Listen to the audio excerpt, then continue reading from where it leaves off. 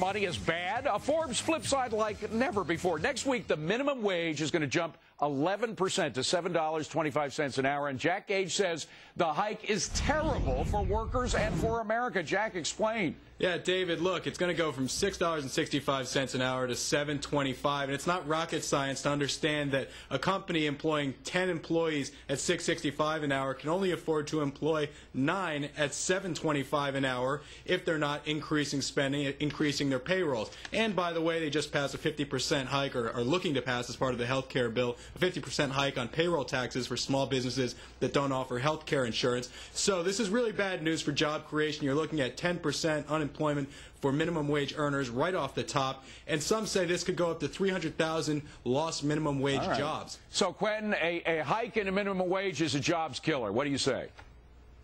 Well, Jack's right, as long as the company has only wages as a cost and has no pricing power whatsoever. This, however, is not true. Look, in real terms, the minimum wage has been higher than this every year except one between 1955 and 1983. That is multiple economic conditions. It made no overall difference, so not true. And the average wage is at minimum wage or below in only 2 industries: casino gambling and fast food. One is a drag on America in terms of the stupid tax of gambling. The other is contributing to our health problem. These industries are blunted a bit. I see a net benefit. All right. Well, Steve, bottom line is, I don't know about all these numbers and everything, but a lot of teenagers survive on a minimum wage. They live at home. It's not as though they're providing for a family with that. Most minimum wage earners are not the primary earner in the family, only a very, very small percentage. And most businesses that pay the minimum wage, yes, casinos might, but most are narrowly margined. So you are going to hurt wage. Not only are you going to raise wages, but you're going to put them out of business.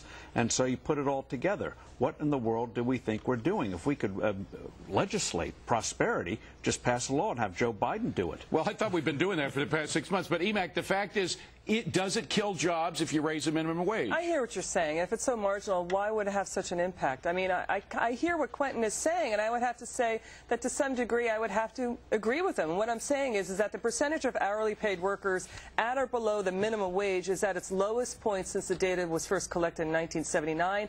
Ireland and England hiked the minimum wage. Look, we're trying to, and they did not see their economies crater. What we're talking about is helping college kids who are facing massive tuition costs, trying to get their feet on the ground. Why not give them a help? It doesn't really, I don't think, affects businesses. What affects them more is regulations and, you know, all sorts of things that the government puts on the backs of entrepreneurs. Evelyn, it doesn't happen every week that Emac and Quentin agree, so I'm listening here. What do you say? I disagree with Quentin, actually, because when it comes down to it, for many small companies, a minimum wage, a high minimum wage is actually a job killer. Now, I'm all for people making more money, Steve. I like more money myself. But really, when it comes down to it, I'd rather kind of slipped that in very cleverly. Yeah, I'd rather have more jobs in the U.S. economy. Given the choice between a $6 wage and no job at all, I'd rather have a $6 wage. Good point, Mike.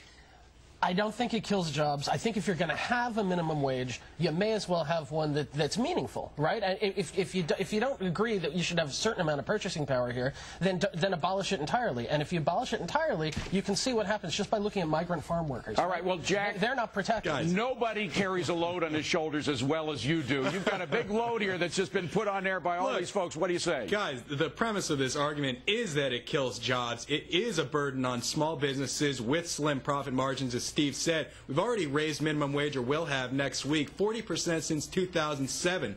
This is going to hurt jobs. Teenage unemployment is already 25%. This is just going to hurt it more. And among minority teenagers, it's 40%. And this is at a time when wages are being pressured by the severe recession. So wages are being deflated. They're going to increase the minimum wage. It's going to have an adverse impact. Quentin, you're very sensitive to these figures, too, particularly teenagers and minority teenagers. I mean, they are really getting crushed by this recession. Isn't this just going to hurt them more? That is a snapshot of the present, and teenagers, particularly minority teenagers, are doing terrible. You say you can't legislate prosperity, but the fact of the matter is we had a higher minimum wage between 1955 and 1983 when there was a broader middle class in this country. We did legislate prosperity. It's been below that since '83, and guess what?